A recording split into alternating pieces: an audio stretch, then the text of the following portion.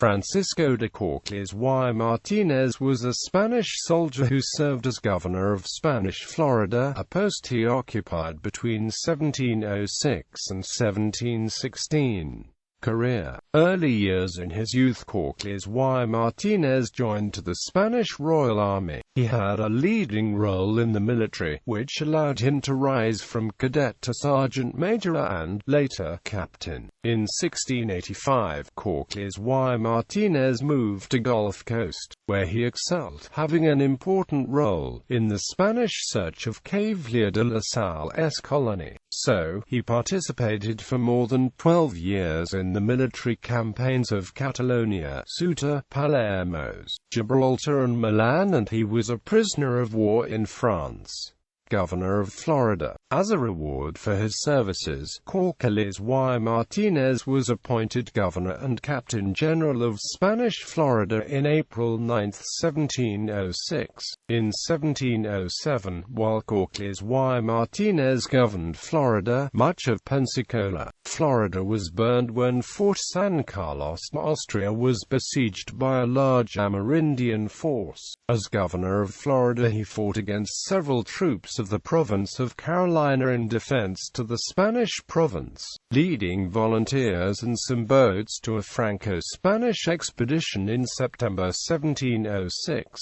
So, in this month, he led 6 smaller ships, 30 soldiers of infantry and 50 Christians Amerindian volunteers from the Timucua, Apalachee, and Tequasa tribes. During his administration, attacks of Greeks against the population of Florida were developed. Córcoles and Martínez, worried about the safety of the people of Florida, ordered send a small rear guard to San Diego de Salamoto to protect the population there, but when the Greeks began to attack this place, he ordered the population to retire to St. Augustine, because its fortress could defend the entire population. In addition, Martínez built a hard-line palisades to help to protect the population in St. Augustine. The walls of the fort in which he had worked could provide protection to the citizens of Florida. It was the Treaty of Utrecht of 1713 which ended the war.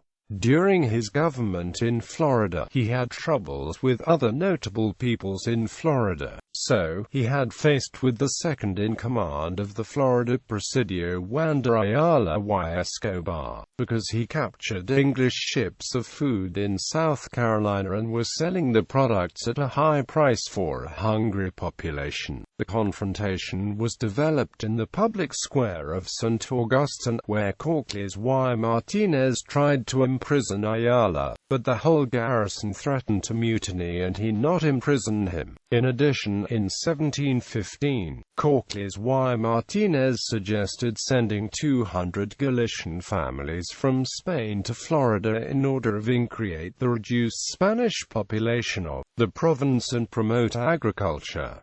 So, the colonists were used to working in a near Apalachee area. Thus, he get that the foodstuffs, which usually were purchased in New Spain or Cuba, were grown in Florida and increased the reduced supplies of the garrison. In addition, the garrison regained the salary, although the plan was greatly welcomed by the Spanish community of Florida. The humble Galicians rejected the offer of the crown to freely travel to Florida and obtain assistance in cash money, seeds, and land. Florida was not considered as a rich province in land quality. Galicians protested to the Captain General of Galicia, thinking that St. Augustine was unable to relieve the hunger, so they preferred to die in Spain rather than in St. Augustine, since in both cases, in its perception, would die of hunger. So, the plan was not carried out and the Galician families were not carried to Florida. Córcoles y Martínez left the charge of governor of Florida in July 13, 1716, being replaced by Juan de Ayala y Escobar.